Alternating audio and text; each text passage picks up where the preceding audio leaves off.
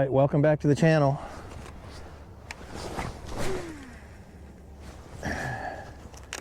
Today is my birthday, so I am hoping for some birthday fish.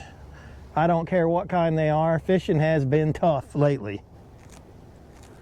It's going to be windy today, really windy. That's all right. Man, there's bait. One of the problems I'm having is there's so much bait where I'm fishing. Why would a fish hit my lure when they got all this bait?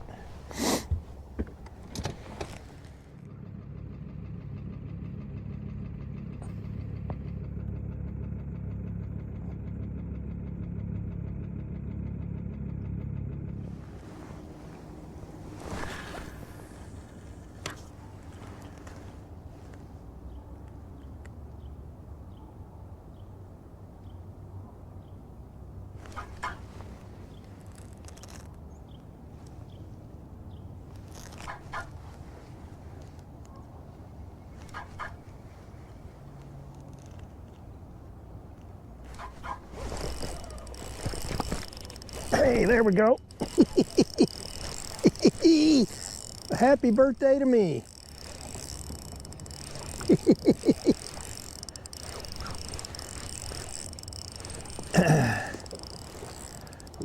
Hey.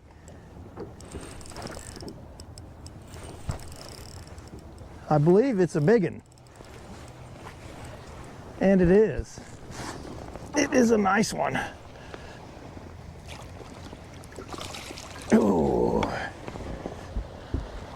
Ooh, it's a nice jumbo spot. I'm talking a jumbo.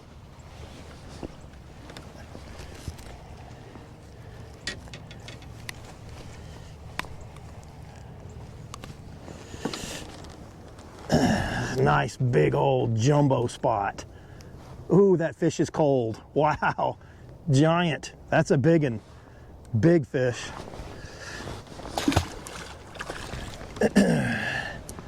All right, that makes me feel better. Happy birthday to me. That makes me feel better. Fishing has been way slow. Throw back in there. I am using a white bucktail. And for today's video, I think I'm gonna kind of explain a few things about, I get a lot of comments about how I fish this bucktail, and I think I'm gonna kind of explain what I do. That fish didn't hit it right. I had him hooked under the chin. A lot of times they will just try to trap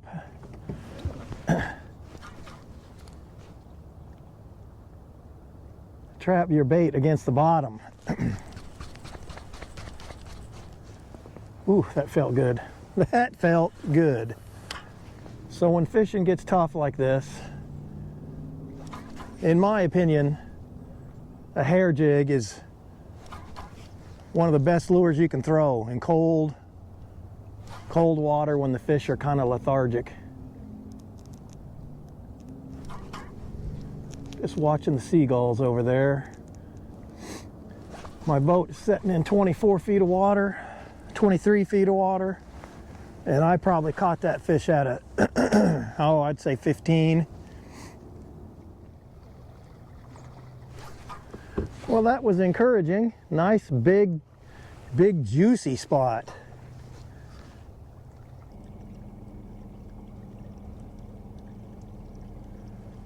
I'm pretty sure these birds are just diving on just because there's a lot of bait.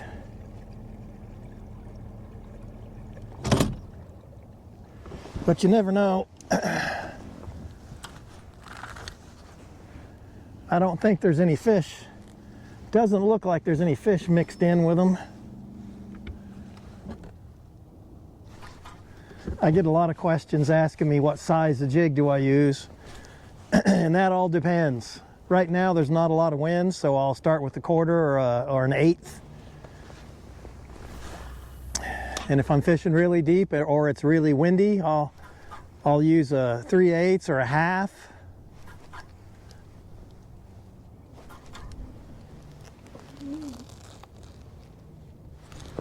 As the day goes on, it's supposed to get really windy, so I'll have to switch to my heavier jig probably.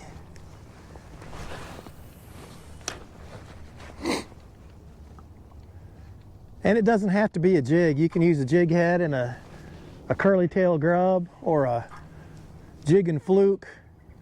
Just something that resembles a shad. It don't have to be a hair jig.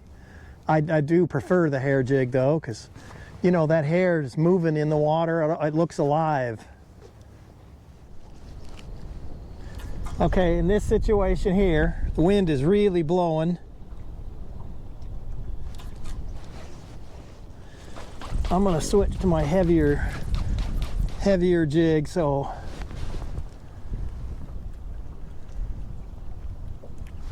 otherwise you just stay up on the surface.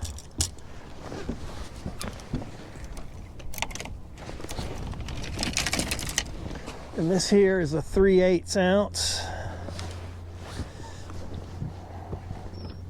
Let's see. I'm kind of out of the wind over here, so I can go back to my lighter jig. And lately this white has been, I don't know what it is, but the white has been catching the big uns. So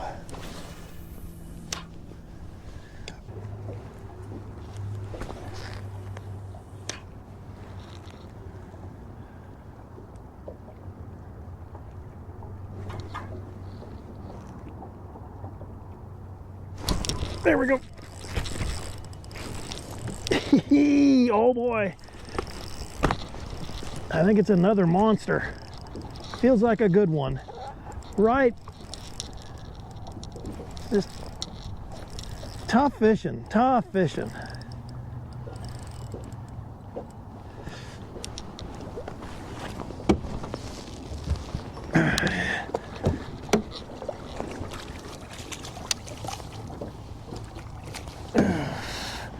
It's another nice one, another nice spot.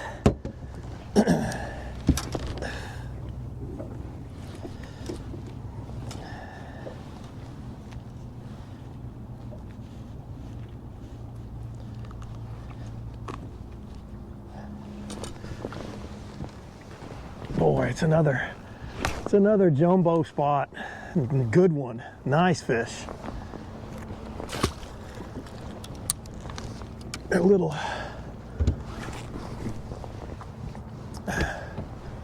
little bluff wall action here.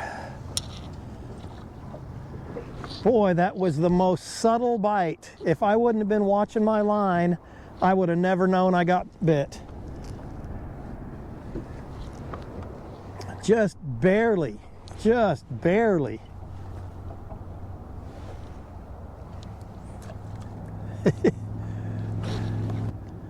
I'm not catching a bunch, but the ones I'm catching are nice ones.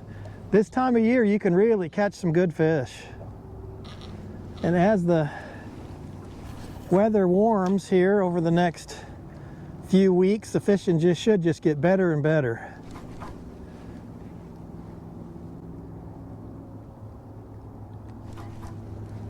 Oh, I'm really having to work for them. So where I just caught that fish is that you can see the rocks. It drops straight down to about 6 or 8 feet of water right against those rocks. And I'm just throwing it in there and letting it just sink right in front of their noses.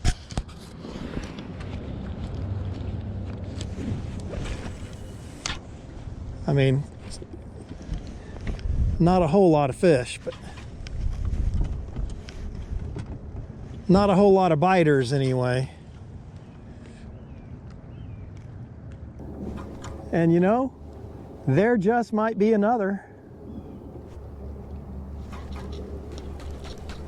Man, was that a subtle bite. Wow.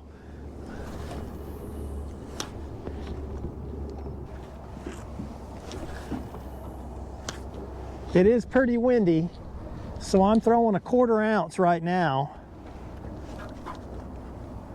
And I may have to go to the heavier one here once I get out in the wind a little more. Man, I'm telling you, if you're interested in fishing a hair jig like this, I make them in 3 different colors. Well, I make them in several different colors, but my 3 main colors are chartreuse, white, which has really been working for the big fish for some reason, and then I make a kind of a shad, silver shad color. All 3 of them at times really work. The chartreuse is my favorite, but here lately this white has, I haven't been catching a lot of fish on it, but the ones I've been catching have been big ones.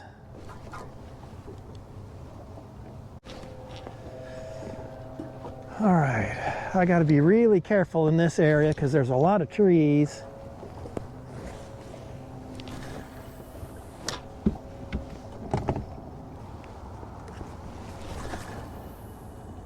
And if you've heard me talk about this on a previous episode, but this arc reel, I really like it.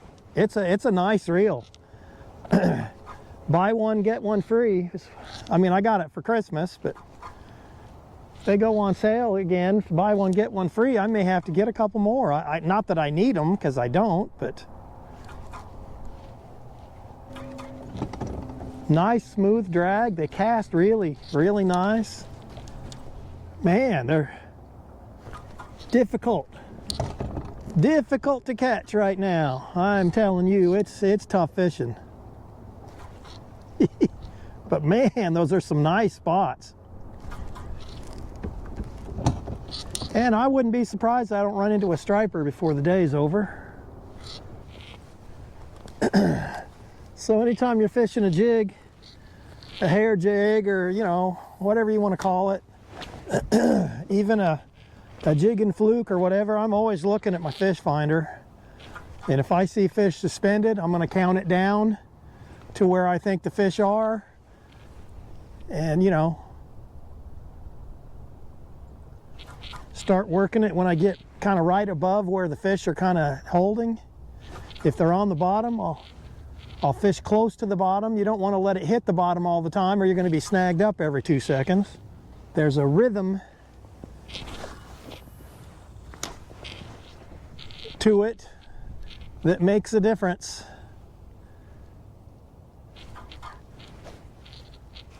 And every time you come out, they may want it a little bit different.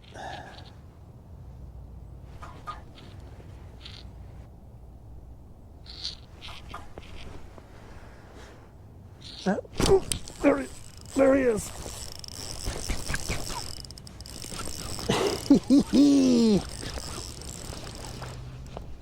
Oh, it's another doozy. It's a nice one. Maybe not quite as big, but it's a nice fatty.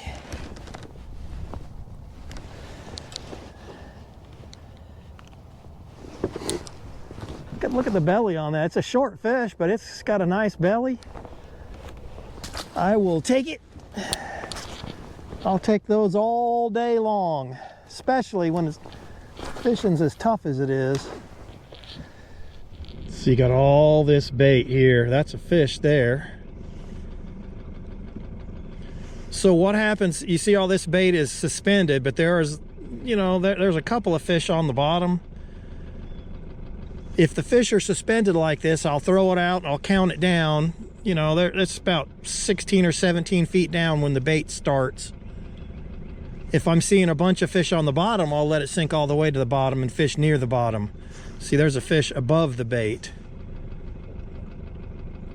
Yeah, I think that's a fish anyway. I don't know if the camera's picking it up, but there's a shad right there that's dying. When the water temperature gets this cold, see it coming up to the surface there? When the water temperature gets this cold, the shad there'll be a shad kill. I'm pretty sure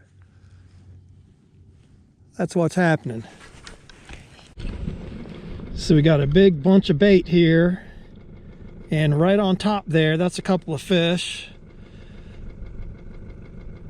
These fish are a little bit shallower here, but there's so much bait my fish finder isn't reading correctly. This is actually a lot deeper water than what the graph is showing. The bait is so thick that the fish finder is reading that as the bottom, but this is actually bait and the bottom's underneath it. I'm in, I'm probably in 50 feet of water here, but there's so much bait. So right now I've got the big engine started and I'm just looking for fish out here mixed in with the bait. Again, this is all bait. This is not the bottom. We're not in 30 feet of water.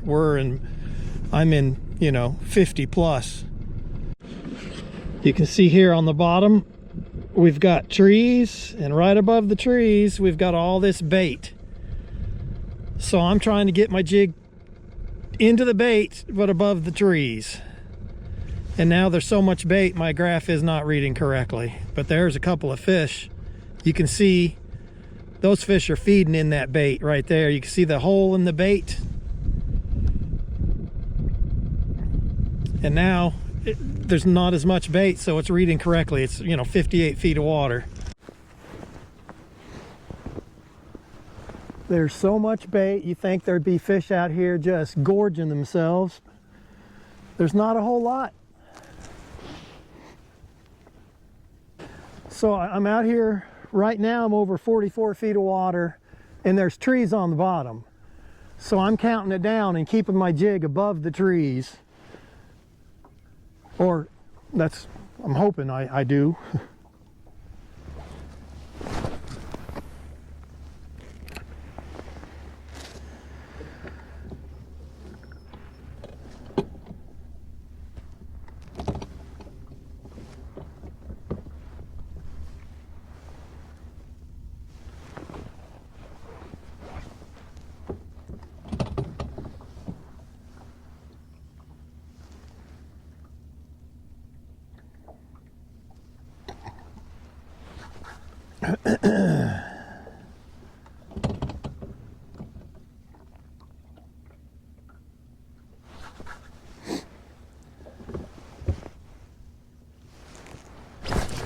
There we go.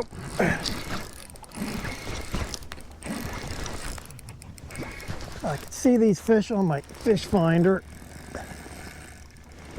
I've got a ton of bait down there. I'm setting in about 45 feet of water.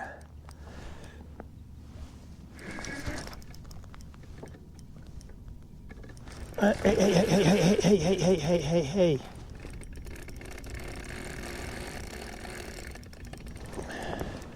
It's exactly what I was hoping to catch, some stripers. The bass are just dead slow. The water temperature is so cold.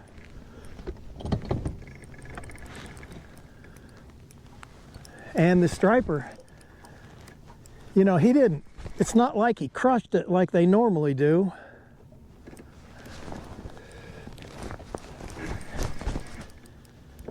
But these are deep fish here. I mean, I'm in 45 feet of water.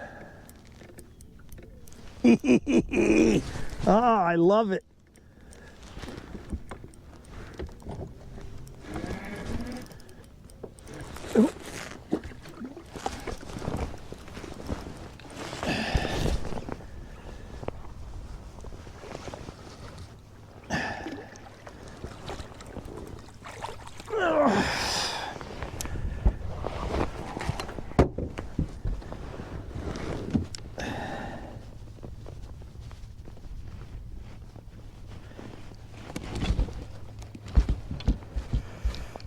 Hey.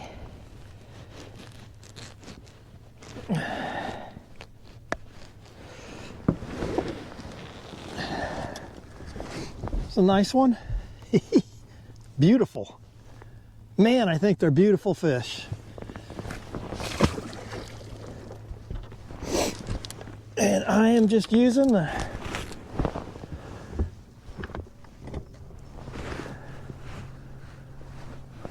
I'm using a heavier bucktail today because I'm out in such a deep water.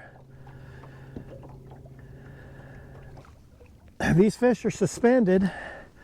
Right now I'm in 46 feet of water, and these fish are, oh, they're about 25 or 30 feet down. So what I do is I throw out here and I kind of count it down, you know, 1,001, 1,002. I'm thinking till I get to about where I think they're going to be. And then I start working it. This is about, I mean, it's hard. This is not easy fishing. It's hard to catch them this way. I'm not seeing the fish like I was. Counting it down to the right depth is the hard part. It's a lot harder than it sounds.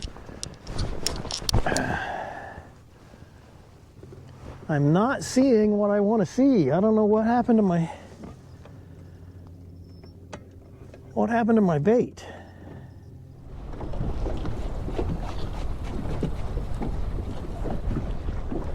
That wind is getting nasty.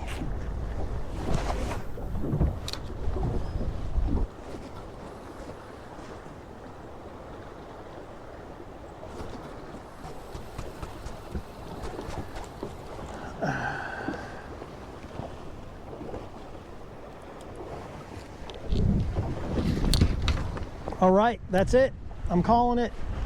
I am tired of fighting the wind. Caught a few good ones. You know, fishing's tough right now, but a bucktail jig is probably the best cold water lure there is, in my opinion. Actually, it'll catch fish all year long, but thanks for watching. Give it a thumbs up, make sure you're subscribed, and I will see you out here next time.